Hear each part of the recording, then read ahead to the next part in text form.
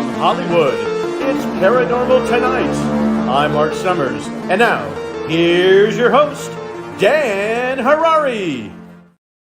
Hello, everybody. Welcome to Live from Hollywood. It's Paranormal Tonight. I'm Dan Harary, broadcasting live in color from beautiful downtown Beverly Hills, California. For all my friends who were affected by the fires, I hope you're safe and well now.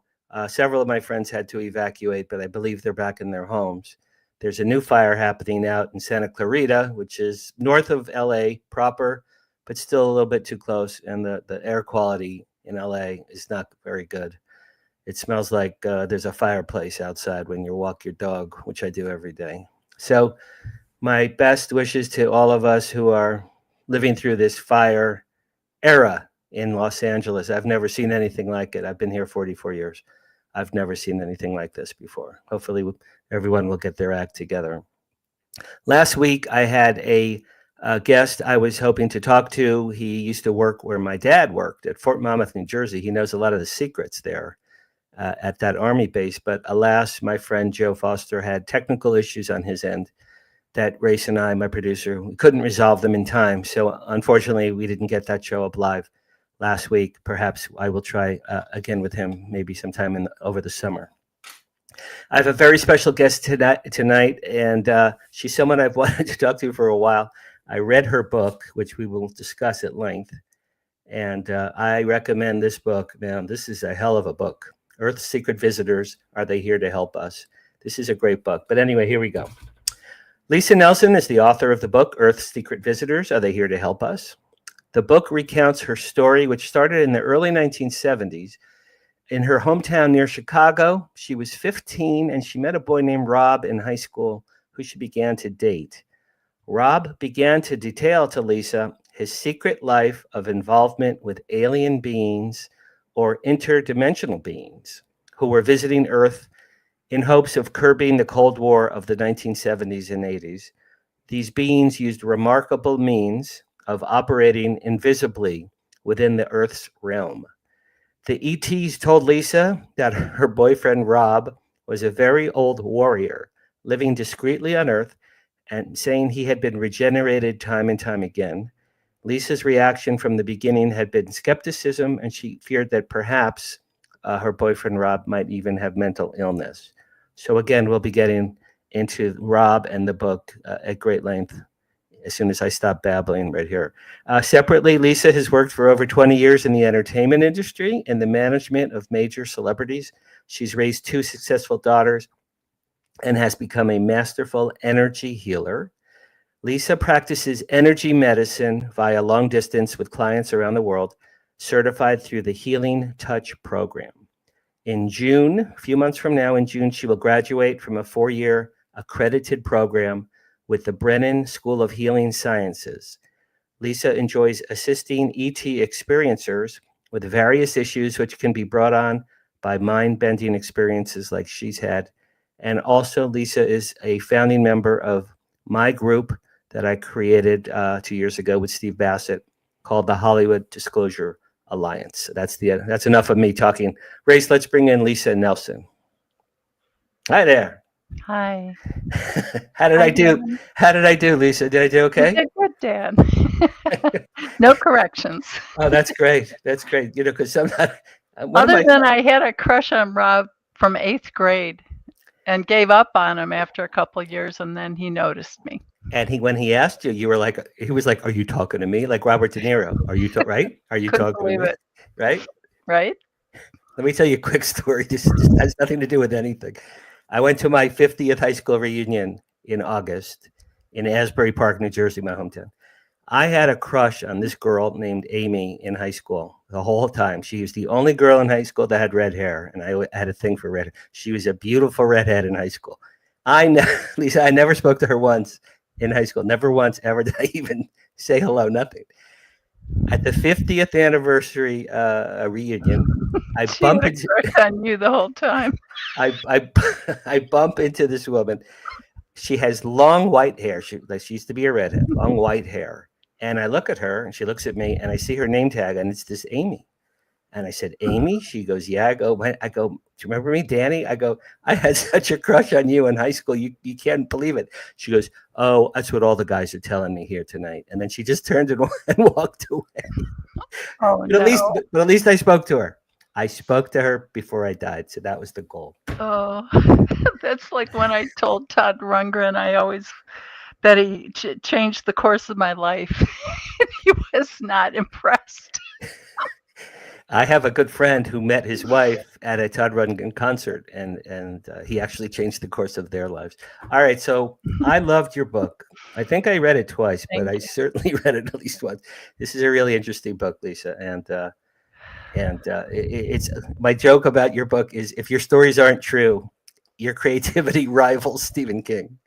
So it's got to be real stuff there, you know. There's nothing creative about it. That's what made it so hard, was if you say it in an elevator speech or very quickly, it comes across like a Marvel Comics plot. And when you get into the details, you discover the world that I was in. And that's why it had to be a book. Oh yeah, it's remarkable. It should be a movie. It really should be a movie. Race, can we just put slide number 1 just for a second up there, so people can see? Yeah, I highly recommend this book. It's really good. Earth's Secret Visitors Are Here Now. Okay, we can take that down, Race. Okay, Lisa, just real quick, just a little background. Where did you grow up? What did your parents do? And what were some of your interests as a child? I grew up about 20 to 25 miles west of Chicago. In the beginning, we were rich with plenty of space long before all the cornfields were turned into strip malls, etc. My mother was a school teacher and then later worked in the middle school office. My father was an agricultural engineer. Okay. So he designed tractors, the International Harvester tractors. Wow. We grew up in a lovely neighborhood that remains close-knit to this day. Nobody's parents moved away. Nobody's parents got divorced.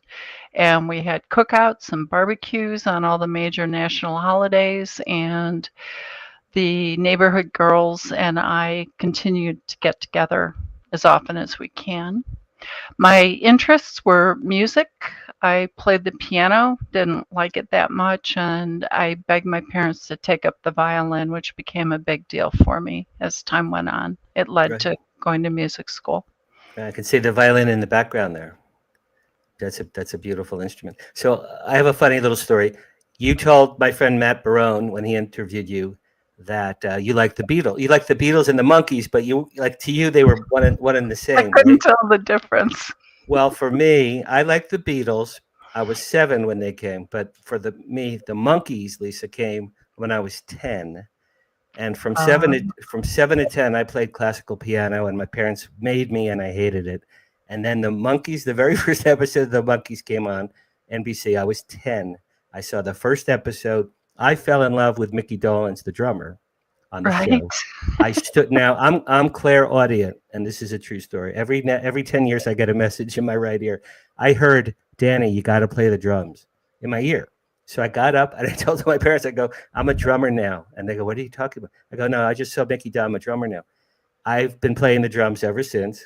And I was friends with Mickey Dolenz in the 80s. We used to have lunch together. Is that a great story? That's fantastic. That's better than the clairaudient message I used to get, which saved my life, but it was always telling me to get a colonoscopy. And when I finally did, the GI physician told me it saved my life. Oh my God, that's a good one. Clairaudience. That's better. That's better than play the drums, Lisa. You win. That's way better than that. Okay. I'd rather play the drums than do that. Probably more fun. You also told Matt Barone that you read Chariots of the Gods when you were like 6th or 7th grade, and the ideas of UFOs fascinated you. And then a few years later, when you were 15, you started dating this fellow Rob in high school. He changed your life. Rob. Race, can we see slide number 2, please? That's Rob. That's Rob at the age of 21. Okay, so tell me about Rob. Rob, from when I first saw him in 8th grade, he was very, very intelligent, athletic, tall, extremely intelligent, quite a vocabulary, extremely well read, and funny, a lot of personality. I think he was underserved in the public school system. He had an exceptional IQ. His father confirmed to me that it was 186, and I Wow. doubt that anything. We didn't have AP classes when I was going to high school. Right. I'm sorry, Race, you can take that down now. Okay, I'm sorry, go ahead. That photo was taken by Robert Hastings in 1981. I want met. to get to Robert That later. a little bit later. Yeah. Okay. So this is like the Rob high school era, you know. Rob high school. He was popular. I didn't think I had a chance with him because he was in sports. I wasn't sporty. So the cheerleaders were going to be in his circle. And that's the way it was until he spotted me in sophomore year. And that's why I couldn't believe it when he asked me to the homecoming. And were you 15 at the time? Oh, you were 15. He was 15 also? I was almost 15. Oh, wow. Really? I was on the young end of my God. school year. So sophomore year, I was 14 going on 15. Okay. So I rounded off and usually say 15 because we started dating just before. But it wasn't long before he started telling me the ways in which he was different. And it kind of shattered me a little bit because I thought I had finally had a dream come true, and now I thought I was pondering whether this person had some serious issues. Right. Well, you along the way, I mean, Rob was telling you that he was interacting with, or he himself was extraterrestrial or interdimensional, and you learned about these entities and beings through your relationship with Rob. So tell us about that, and who are Rob's guardians? I was introduced gradually. I think there were a number of things that took me time to get used to. Number one was this idea that he had introduced the idea of having contact through describing to me that his parents had been abducted and that he had never seen them again and was consequently adopted. His whole family always said that he was because he didn't look like them too much. Okay. He started to interact with them on a regular basis, and I was skeptical because I wasn't seeing anything in particular until it was introduced to me that he would be being lifted up to a craft and simultaneously replaced by a holographic projection. At the time, human technology, as far as holographs went, was very rudimentary still. But he said it would be impossible to see the switch, and so they agreed that anytime a switch occurred, there would be a snap of a finger. I've never been able to snap my fingers, but the snap would always. That's the funniest thing you've said so far. I can't snap my fingers. I've never heard that before. Right, never. It's a curly thumb. That's there would be a snap of a finger and then an announcement. 2.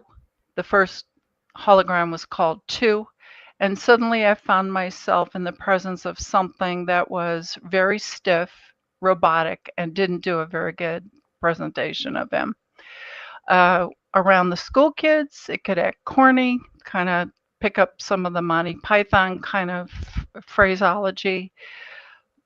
But it definitely didn't seem like Rob, and then my skepticism turned to, is this some incredible acting job? Right.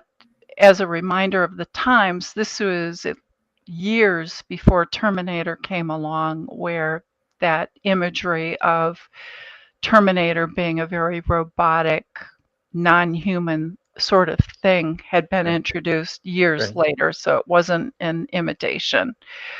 The first time I got my skepticism jarred was I had been writing everything down because he had been telling me things about what it was like to go up to a ship, what they were doing with him, what he was doing with them. And I had this diary that had 5 entries per page, and the thing was only about 5 inches tall. So I was writing about the size of microfiche and taking everything down because I was fascinated, but I was also demanding some sort of proof, like take me up to a ship so I can see. Right. And I got a phone call one day in Rob's voice admonishing me very sternly, angrily, saying, "Do you know what you've done? Your diaries are gone. It's caused a lot of trouble because Rob has gone to retrieve them, and you need to stop writing this down. You're going to get in a lot of trouble." And I ran to my room and discovered that my diaries were no longer in my room, anywhere that I could look, not in my hiding place, Right. anywhere I thought my sister might have grabbed it and hid it. And I was very shocked to discover that they were gone. I went back to the phone. I got yelled at a little bit more and I got hung up on. I called back. The phone line was busy. I called again. Phone line was busy. So I said, well, I'll have to run over to the Barclays house, which was on the other end of the neighborhood or outside of the neighborhood. And as I started to run out the door, I ran into Rob. Well, this was years before cell phones. The only things we had then were landlines, and he Right. could not have been where he was On the phone. and on the phone. So that really floored me. And it wasn't a long time after that that I had helicopters come over my family's front yard for the first time. There were 2 times where a formation of helicopters came over my house. The first time I heard it from a distance, it woke me, and I listened to it approaching for a length of time and wondered why, as it got louder and louder, what they were doing in my town, knowing that the airport was about 25 miles away. And they stopped when they came over the yard and stayed stationary, which was quite a rumbling, and I couldn't understand why, A, nobody in my family woke up, and B, why no neighborhood lights were turning on. But I ended up walking rather dreamlike into the front yard, seeing all the lights streaming into the door. Did it look like, windows. did they have searchlights? They were looking for something on the ground? Did it look The like light that? was so intense. The helicopters weren't doing it. The light was so intense that it was just streaming in. It wasn't coming as if a spotlight. Was it a UFO or was it a helicopter? Do you Well, think? I thought it was only helicopters, but when I got to the front yard, and I don't even know why I walked into the front yard, I was trying to see what was going on. But as soon as I walked into the front yard, the helicopters cleared out, and then I could see the belly of a craft. And the craft was so large that it blotted out the sky. It was like a metallic appearing ceiling that covered The sky. everything in the sky. Amazing. It was almost like a high ceiling. There were a few red or cobalt lights, small, and there was a very soft, almost comforting hum to it. And then suddenly I was on the inside of the craft. Do you recall going up or beaming up, or suddenly 1 second you're on the ground, 1 second you're in the craft? It was that fast? It was instantaneous. Wow. I Okay. was kneeling on my hands and knees, kneeling on a sloped, a curvature saucer, like I won't say it was the shape of the entire thing because I was looking out a window below me at Wow. the roof of the house, the tall evergreen in our front yard. And I was fascinated with that and didn't realize really that I was inside a craft until I heard a voice say, "Turn around." And I turned around. As I did, the clarity of the window turned metallic, and I was looking at a very tall being that looked as if he was wearing a dentist coat and wearing a very loopy, it looked like a wig. It didn't look right. It had just big loops, almost like a clown wig. Wow. And as he spoke to me, I realized it was telepathically because he had a fixed smile. It did not move at all, Okay, got it. and would talk to me and the mouth would not move. So it was communication direct into my consciousness. Was he like a gray, a reptilian, a Pleiadian? How would you describe this being? I in- wouldn't physically? say reptilian, and I think Pleiadians are described as being Nordic or very blonde looking. Right. And if you were to think very blonde looking, you'd think Rob because he is platinum blonde. Um, the height, I would say, wasn't the sort of height that you read about.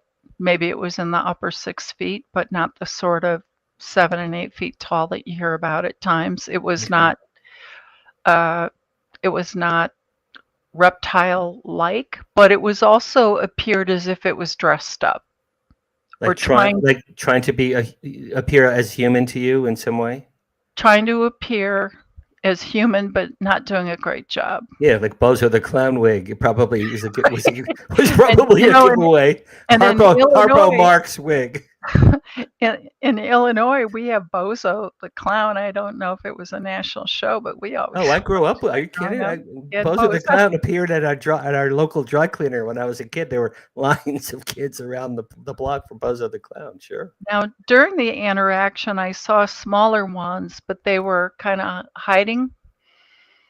It looked like they were very shadowy, as if they had a way to almost make themselves invisible. And it seemed like that was the intent, but it wasn't quite working.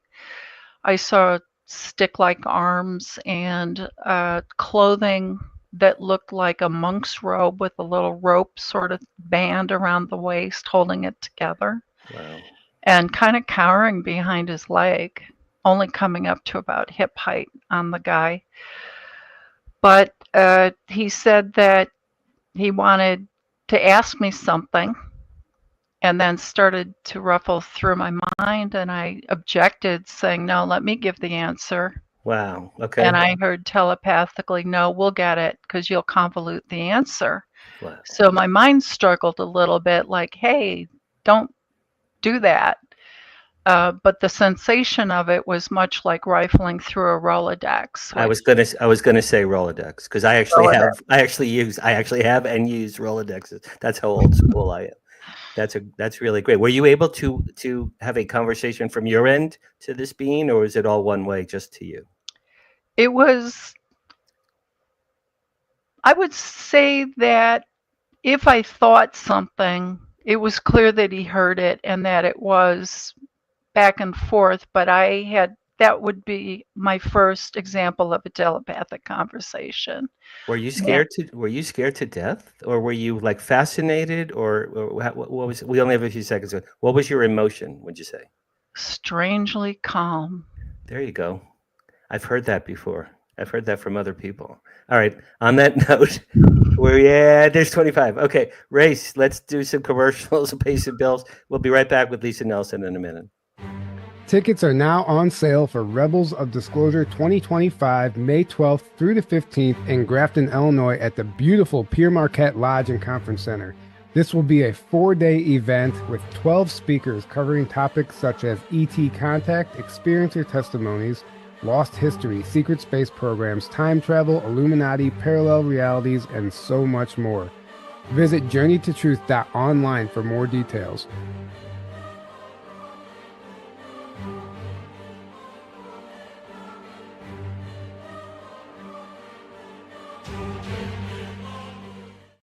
Are you thinking about purchasing a wood-fired heating or cooking appliance but don't know where to start? The new book, Wood-Fired Heating and Cooking, will guide you through the process and make the decision much easier. Find out about wood stoves, wood-burning fireplace inserts, masonry heaters, cook stoves, brick ovens, and more. Learn about operation and maintenance, buying and storing wood, even how to make your own charcoal. A bonus section includes delicious recipes for cooking in a wood-burning oven, grill, tandoori oven, or smoker. The wise homeowner, prepper, or homesteader will have the ability to heat their home with wood when the power goes out or to save money on increasing gas bills. Wood-fired heating and cooking is available at Amazon. Visit www.woodfiredpub.com for more information. That's woodfiredpub.com.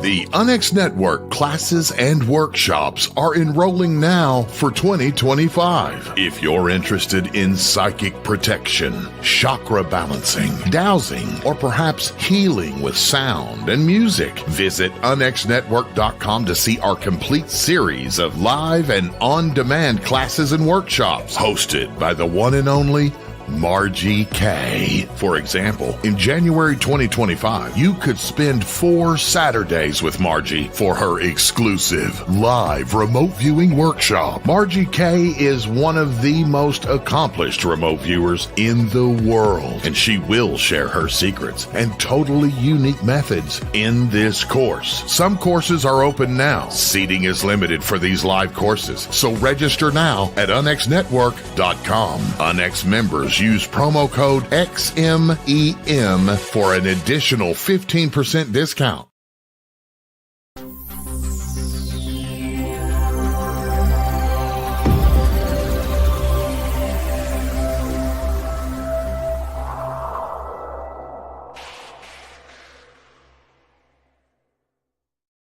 And we're back live from Hollywood with Lisa Nelson. There she is once again. Lisa, how long would you estimate you were on the craft for? It is very difficult to estimate time. There was additional interaction where I viewed some sort of a control console, and as soon as I started to look at it and said, boy, I hope I can remember this, it fogged over with a partition that looked like white light. And they said, don't look at that. Guidance, clairaudiently, I was given the information as I was working on the book. I was told that the reason they did that was because it was mind controlled through intention, that I could have messed with it. Oh, I see. I got you. I understand. But they had me walk into the center of a larger space, and a tabletop formed, out of which about probably 3 dozen glyphs rose out of it, kind of like those headlights do that open up like that, came out of the surface. Okay. And the tall guy asked me to read each one and tell me which one was mine. And as I looked at each one of them, they all conveyed some sort of information to me. Wow. And they would resonate more or less until I found the one that I identified as mine. I don't know how I knew to know that. And the tall one was pleased. And after that, it streamed a very brilliant light into my eye, during which I perceived thousands of images, some which I recognized and some which I did not, some which were symbolic, some which were glyph-like, some which were formulaic. And I tried to remember it. I can remember it as impressions, but a lot of imagery went into my pupil. And I found myself in my bed again. And was it the amount of time that it takes to tell this story? I can't really tell you. It could have been 5 minutes. It could have been several hours. It's really because it was the middle of the night and no one else was up, so there's no way for you to know. Were you surprised Rob wasn't on the ship with you? Because it seems to me if he was on there with you, you'd say, "Oh, I get it," clearly, right? Strangely, when we walked to school, he didn't say much of anything to me. It was kind of like we were in a, oh, we didn't really talk about it. You mean the next day? The next day, we normally walked to school together. Right. And I don't remember ever discussing it, but I was like, ooh, I was on a ship. I did not see him there. And so I didn't actually think I was dealing with the guardians either, which had been explained to me as being protector beings whose format was much like the fabric of the universe, meaning they didn't have a physical form. Okay. They had described their intents as being to unbalance the Cold War. Right. They were very interested in seeing the United States get ahead in terms of technology advancements, and said that they were using technology downloads telepathically to aeronautics engineers to move us forward to get us out of the situation where we were really at the ready of launching nuclear missiles, because the Cold War was very severe at that time. Remember when they were teaching us how to Duck and hide under our desk from a nuclear bomb? I'm a few years older than you. I remember it very well. Yeah, there were air raid siren. We had air raid siren drills and things. Yeah. Oh, we didn't have that. Our high school had. I'm a few years older than you, so I'm closer to the Eisenhower era than you are. Our high school had an underground track, and they had it stocked with biscuits and water to supply thousands of people with food for a length of time if it came to that. That's how ready it was. I know. That's so crazy. It was a very severe time. So they would tell me, there were times when the holograms would come. Sometimes they would take me for walks at night and show me the night skies and say, look up there. Those lights aren't normally there, you know.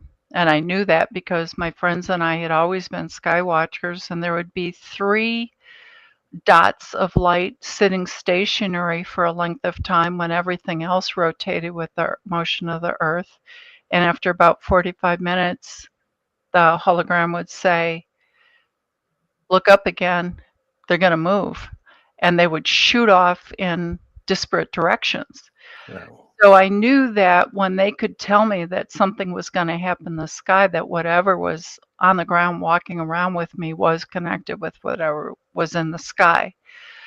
So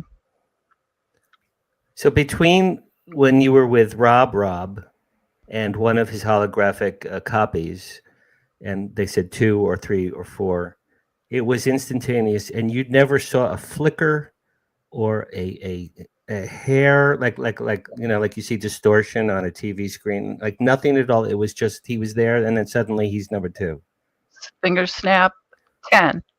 It got so that there were different iterations, and they would get replaced when there was a problem. And the book goes through some of the problems that came up with the holographs. And there were situations that also came up with visitors who were able or given the gift of being able to take Rob's appearance. They would discuss not only the holographic technology, which would teach me and show me things in the sky before they happened, and they would talk about the utilization of illusion, which is projecting to the viewer that you are perceiving things with your senses. Could be touch, so that if you touch the hologram, you'll get a feeling of warm skin. It could be looking at a commercial looking craft in the sky, and they would say that's not an actual commercial flight, that's one of ours.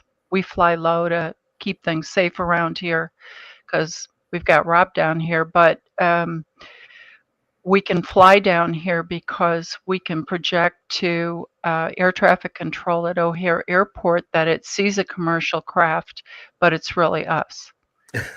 So incredible. They were describing that they did this around Detroit and other areas that had major bases nearby. They also talked about, and this was completely unverifiable to me at the time, was that they said that very often they would they monitored our military bases, especially nuclear installations, Right. and that they would pay visits and knowingly create national security emergencies, knowing that they were causing all the alarms to go off because they were sending a message. And it was part of their plan to let their the message that they wanted to get across was, your weapons are an issue to us. Right. Clearly. Yeah. Don't use these. Don't use these. It will be bad. Don't use these. You were hesitant to share your amazing years with Rob in high school with your family and your friends. Were you ever tempted to just tell everybody everything, or did you just really feel it was a private situation just for yourself? I was admonished so many times that when the government finds out that there's somebody who knows stuff about UFOs, that I'd be shipped off somewhere, they'd come and get me, and I might not ever get to come back. So they made me very afraid. And if you hear about what happened to people in the military who were on-duty personnel at that time, if they reported something, they were likely to get shipped off as well, or silenced in different ways. So I was very fearful. It created a wedge with my lifelong friends. And I went back to them while I was writing the book and apologized to them and explained to them why I had become so distant during those years. I never felt that I could go to my parents about it because at the time there was still no E.T., the extraterrestrial. None of these movies like Star Wars, Close Encounters had not happened. None of these movies had happened. There was nothing to compare it to other than Star Trek, which was a fantasy television as far as people were concerned. Right. So it was very isolating, and I was fearful. And the first person I ever considered opening up to was actually Robert Hastings, who I met in 1981 during college. Right. Okay. That's my next question after my next question. Okay. Your next question. Race, can we see slide number 4? Jump ahead to slide number 4. All right. So you married Rob, and after you got married, the two of you moved to New York City. You started working in audio, and then you worked in the entertainment industry. You worked with a very famous singing group that you will not tell me who they are, even though even though I've been begging you, you will not reveal it. That's fine. But you and Rob, as a married couple, had a lot of issues, problems, and it was a very, very weird time for you in Manhattan during those years. Give us a feel for your Manhattan era, and then Race, you can take that down now. The troubles that began were that it wasn't long after we were married that Rob began to deteriorate, and it was a period of years before we started to get a handle on what the symptoms were really. And we were getting into fights about medical care. Well, work. You worked, and he didn't. You supported him. He wasn't working. Yeah. He had some jobs, and they didn't last long. And I was wondering what was going on with that. Right. I was very stressed out. By the time I got into the music business, that became a 24/7 job, and I do mean really long hours. And even sometimes working till 4 a.m. if it was recording. I did recording coordination, and I didn't understand what was going on here. So I was pressing him to get some gainful employment because I was still an entry-level person. When you're in your early to mid-20s, you're just out of college. Right. And it wasn't until I started to threaten to leave that he finally revealed that he was ill. Now, during high school, he had some illnesses that were said to be resulting from radiation exposure of his travels, going to craft. And they would give him antidotes to it, but they were very severe treatments, and they caused him to be hospitalized at one point. Because it was incongruous incongruous with what goes on Earth, it looked like he had been poisoned. And I was actually a suspect in that situation at the Right. time, which got me in some hot water with the police for a little while. But he recovered.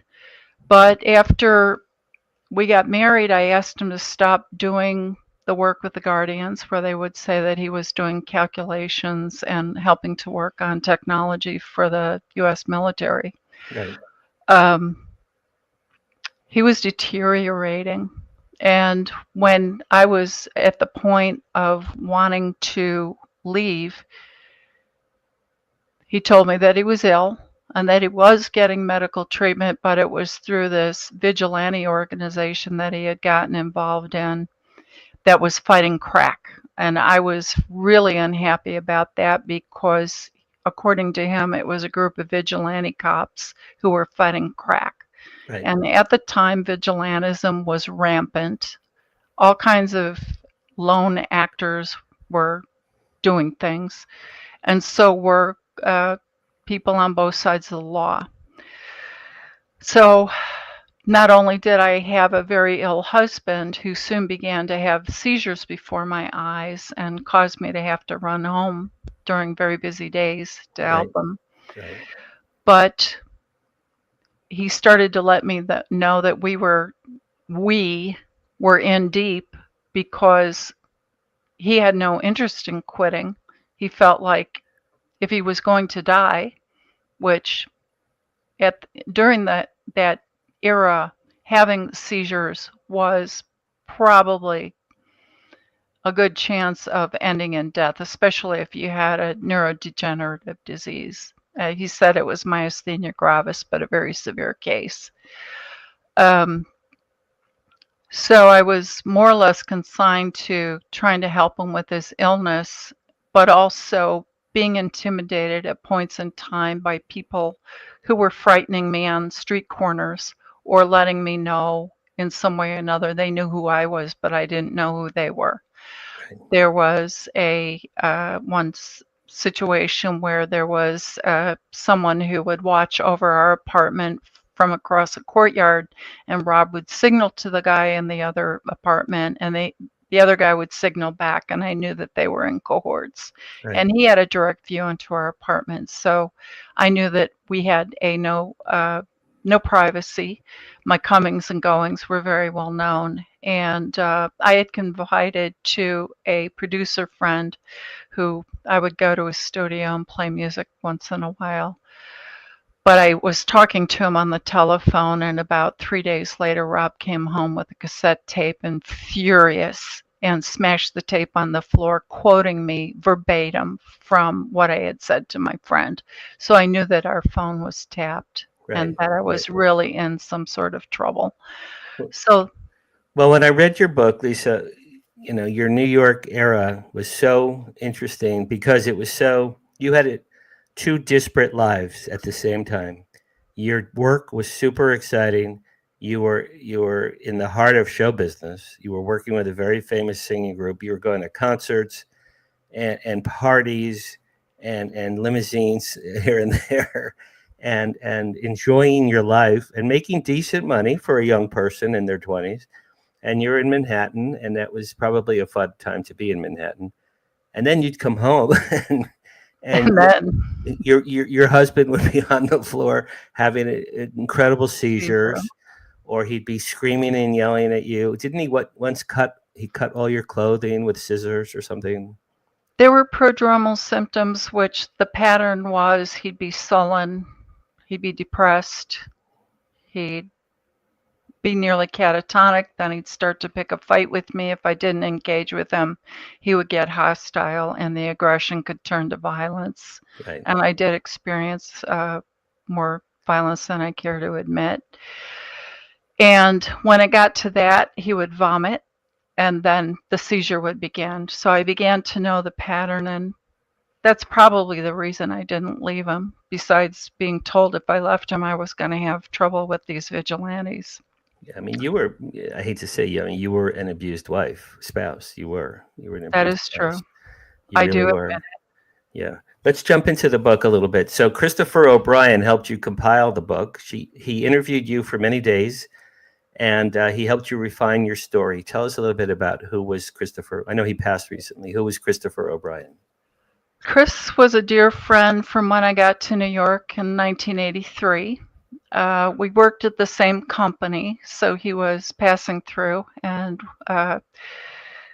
given our interest in music, he a keyboardist and me a violinist, we always said we would play music together, and we never did once. Oh, that's too bad.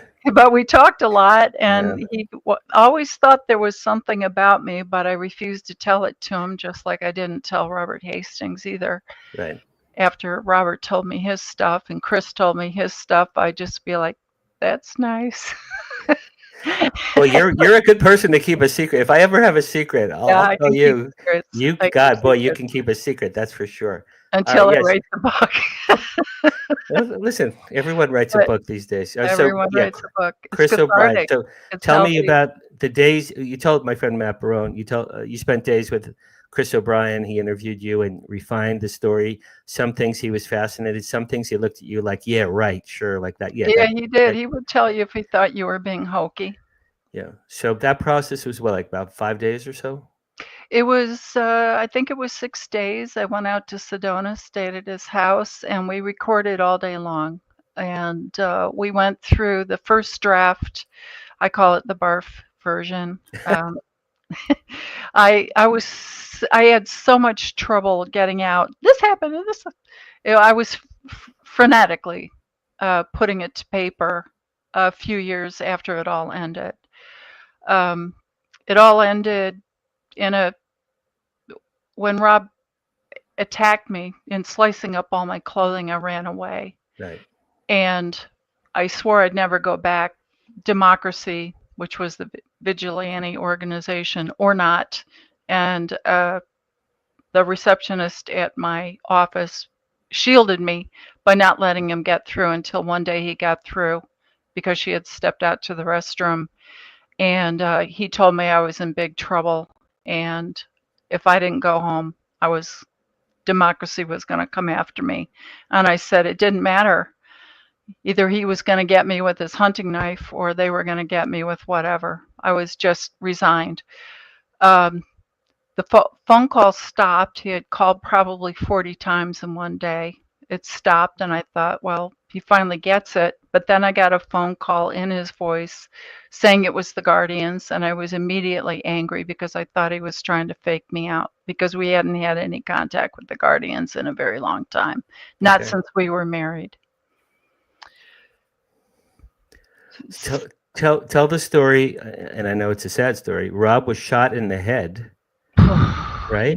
And he died, but then he came back to life and he was regenerated. So tell us, because that's one of the more remarkable parts of your book.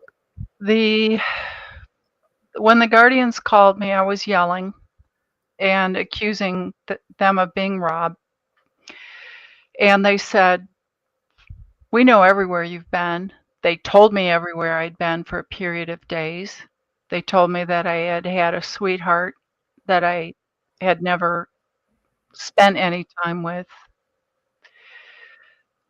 that was unable to be intimate that night because he couldn't perform due to a back injury, which shocked me because I didn't think it possible that a condo that I was given to stay in could possibly have been infiltrated with surveillance with a doorman in a high-rise building in a matter of a couple days. And so I was pretty sure that there was some very advanced knowledge there. And they told me that they needed me to take a reinfused Rob. They had fished his body out of the East River, repaired it, and that they said that they would prove to me that he had been killed. Chris O'Brien. These are the Watchers. The Guardians. The Guardians. Okay, the Guardians said to you, how did they tell you, on the phone, or how did they communicate with you that he had died and they're bringing him back? Thanks for circling me back. I get pretty adrenalized when I No, get to no, this no. I part. know it's such a remarkable story. I You, still get biological effects from this, and the telling of it is still not the easiest. I received a phone call at my office in Rob's voice, and I was about to slam the phone down, and they said, "Wait, your life is in danger." They told me what they knew about me, which was everything, and promised that if I agreed to take the re-energized Rob Mhm. and raise him for 20 months, they would prove to me that he had been killed. And when Chris was instantly on the phone with me immediately after that saying, I don't know what came over me, but I was suddenly compelled to call you. So we had always wondered if he had been prompted by the guardians to help me figure this out or calm me down. Okay. But when I met with the guardians in the form of number 10, they got into the condo through the elevator shaft, which I had just taken getting home from work, and the thing had shaken so terrifyingly that I thought the elevator car was going to drop. I got in the condo, and a moment later, 10 was at the door knocking and asked to be let in, and I took a deep breath and let him in, and he sat down, took my finger, and put it into the side of his head like this Right. and said, "This is where the bullet went in." And my finger went in this far into Really? bone. There There was was a a hole hole. in the bone. Okay. And then switched to the other side and pushed and showed me that the other side of the skull was squishy and that it had been splattered where the exit point of the bullet had been. And at that point, I was really stunned because when you marry someone, you know what their head feels like. You make love, you rub them Yeah, everywhere. of course. You know all the bumps on their head. And the hole on the left side of his head was very distinct and deep enough. It was covered over with skin. You couldn't see it, but you could feel it. And it was very shocking to me that it explained what they were telling me about democracy having gotten to him and shot him in the head. And then you had to essentially he was an adult child. You had to teach him very basic things for what did you say 20 months? You had to 20 months is what I had to agree to. And and you did because you're the most loyal person on the planet Earth. the regeneration event was overwhelmingly powerful. I nearly passed out from it. Before 10 left, he showed me how to get ready to make sure I covered my eyes because I would be blinded by the energy. It was somewhat like the bomb position. Cover your eyes, don't open them. And I didn't have to see anything. What overcame me was so potent, it was as if a tidal wave was running through my body. And I nearly got knocked over by it. I had to readjust my hands to not get blinded by the energy, but to hold myself up because I nearly fell completely over and I nearly passed out. And then it got quiet in the apartment and I heard a little shuffling and then I heard a childlike voice saying to me, "You're my grower-upper." Incredible. And it was Rob 2.0, right? it was a new Rob who took the name Tomar, which had been Rob's warrior name, but took it permanently. And so from then on, you called him Tomar from that point on? We only called him Tomar at that point. Tomar had been used for him as a warrior, but only in that context. Okay. And what was amazing was that Rob had issues. He had seizures. He was deaf in 1 year from me defending myself. I hit him on the side of the head, and it had caused him to be deaf for a long period of time. And Tomar, the young one, never had any of those problems. He could hear out of both ears. He never had seizures. He was never violent. He was always cheerful. He was never mean. There was such a change that it was difficult to believe. And yet at one point you thought he was like Sybil. Maybe he had multiple personality disorder, but you ruled that out. I did rule it out because of the things which could not have been created by a human being. For example, when our first year of college during the summertime, he was angry at the guardians, and they came to get me for a walk and said that he had brought a craft very low to the neighborhood over his house. When we walked back to the neighborhood, there was the apparition that is portrayed artistically on the cover. Right. That thing was the size of the World Trade Center, I estimate. It was enormous. It was over Rob's house. Wow. And it looked about the size and shape of a World Trade Center with no doors, no windows, and no features, but it was emanating very intense light out of it, probably creating the purple backdrop that you see. This is very, very dark purple clouds, but the sky was otherwise completely cloudless that evening.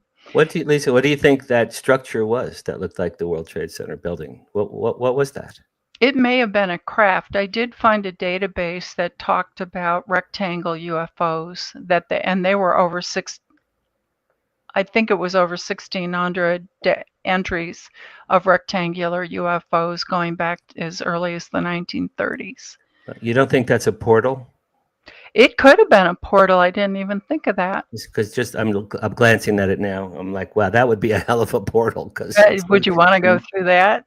You know what? If I didn't have my daughter, because my daughter would never forgive me, I probably would. Would. We only have a couple of minutes left. Tell people how they can get your book and how they can contact you if they'd like to talk to you more.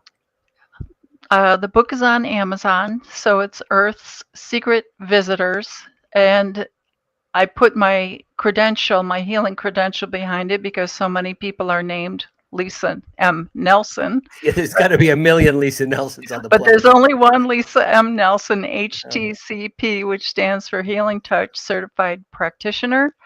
I have an email address of consciousnesswriter@gmail.com. And I do care about people who have a hard time. Yeah, you're struggling with questions. Yeah, you're incredibly empathetic. Do you have? Are you on social media? I'm on. I have a website. I'm on Facebook.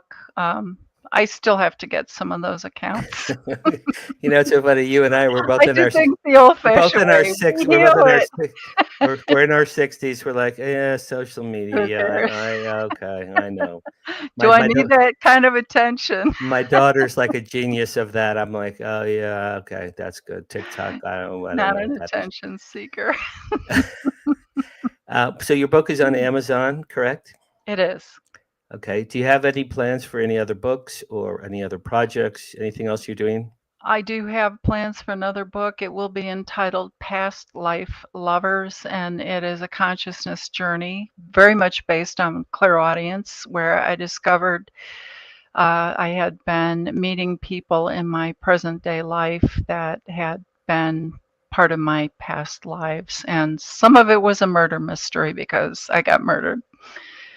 But haven't we all? I've been hypnotized. I was a mass murderer of women in a past life, and I've heard that from 5 or 6 major psychics. So you've been a woman. Yeah. I was like Jack the Ripper before he came along. So that's why my luck with women has never been good. But let's not open that wound. Oh. Okay, Elisa, we're going to run out. Thank you so much for doing my dopey show. This was super fun. I loved your book. I recommend everything. And also, Lisa's a member of the Hollywood Disclosure Alliance. If you want to join HollywoodDisclosureAlliance.org, join it. We meet wonderful people like Lisa. You do meet wonderful people. Wonderful people. Next week, my guest is Melissa Tittle. She's a documentary filmmaker, And that's it. Let's hope the fires stop in LA forever and ever. We've had enough. We've had enough, man. I'll tell you, the last 2 weeks here have been horrible. And that's it. Live from Hollywood. It's Paranormal Tonight. Thank you all for watching. Thank you, Lisa M. Nelson. Thanks, everyone. Thanks, everyone. Thank you, I'll see you Dan. next week. Thank you. Bye-bye.